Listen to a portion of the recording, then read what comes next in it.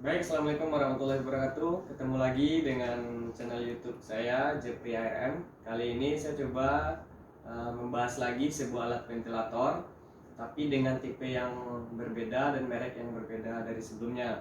Kali ini saya coba berbagi sedikit pengetahuan kepada teman-teman semua, baik di lapangan, di rumah sakit, ataupun dimanapun berada. Kali ini saya coba membahas ventilator merek SLE.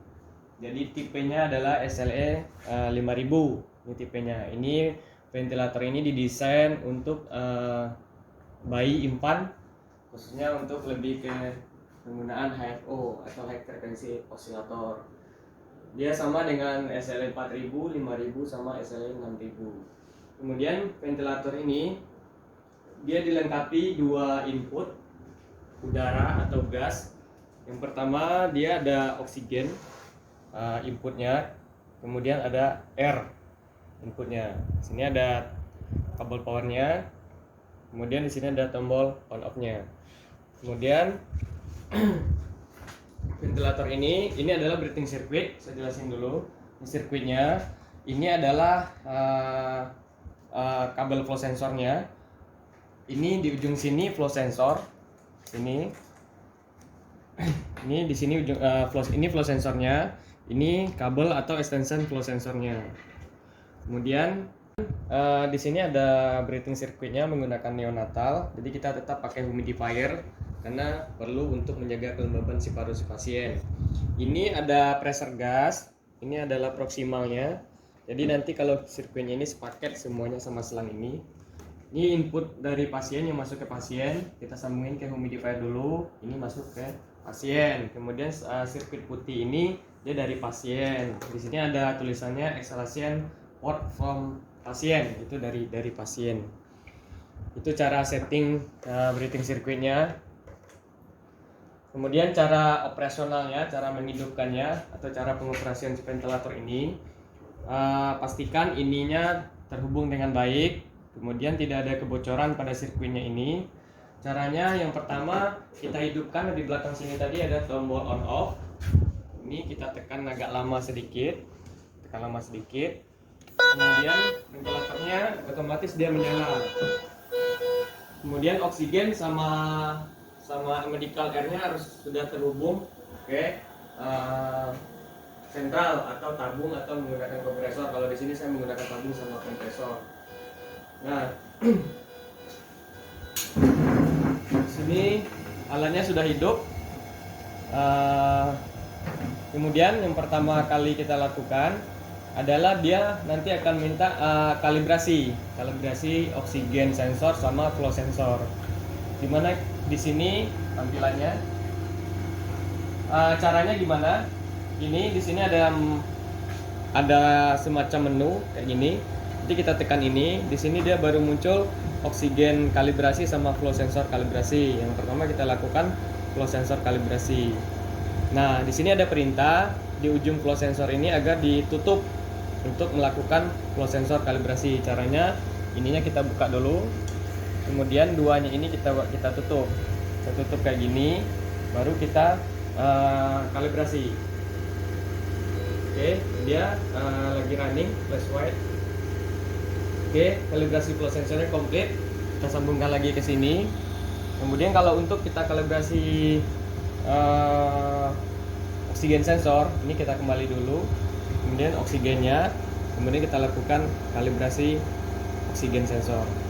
Ini otomatis sambil running. Di sini nanti kita bisa lihat running F22 kalibrasi oksigen sensor.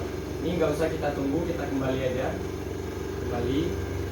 Nah, gimana untuk cara penggunanya? Ini didesain untuk pasien infan ya, atau pasien neo. Jadi tidak bisa ventilator ini digunakan untuk pasien dewasa. Yang pertama, untuk masuk pengaturan menu, memilih ventilator itu kan dia ada mode, pengaturan mode sama pengaturan parameternya. Nah, sini kita masuk modenya. Di sini ada mode select. Jadi di sini ada modenya.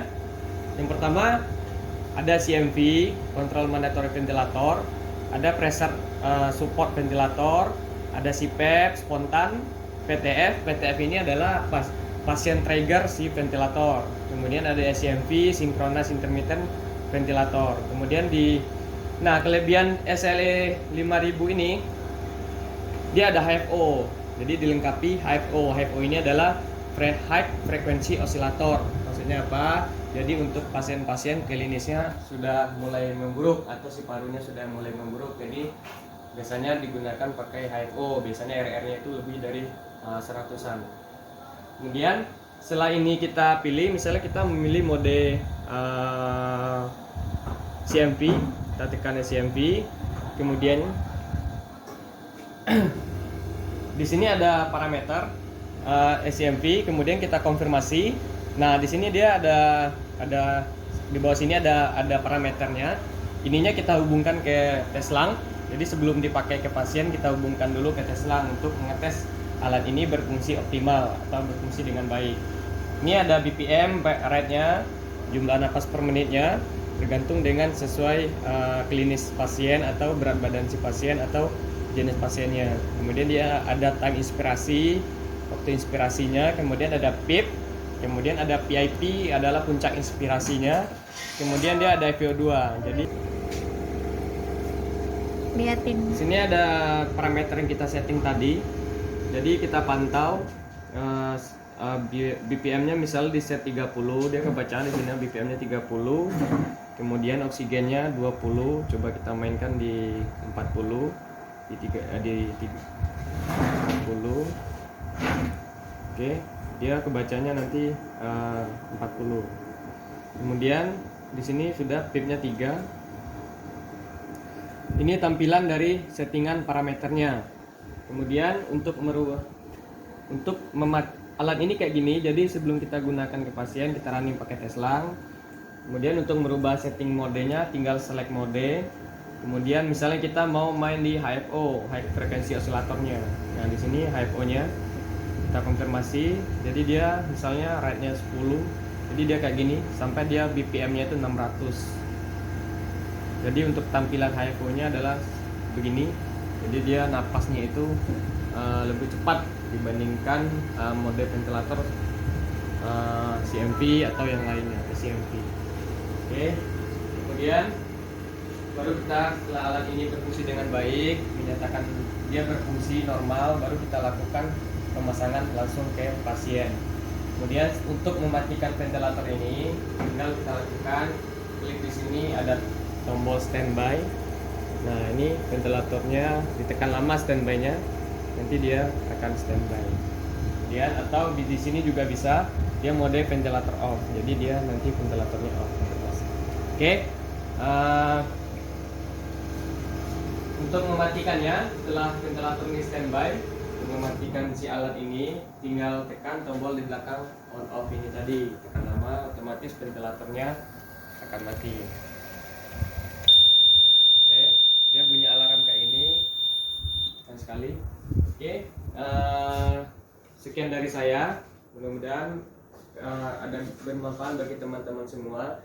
Kemudian kalau untuk pemeliharaan alat ini bagi teman-teman elektromedis, di sini dia ada baterai sama oksigen sensor. Cuma kalau untuk penggantian oksigen sensornya, kap belakangnya ini bodinya ini harus dibuka. Jadi ada baut di belakang sini, nanti ininya tinggal diangkat. Jadi baterai O2 sensor ada di dalam unit sini. Jadi sekian itu yang dapat saya sampaikan. Mudah-mudahan ini bermanfaat bagi teman-teman semua dari apa yang saya ketahui. Sekian dari saya, terima kasih. Wassalamualaikum warahmatullahi wabarakatuh.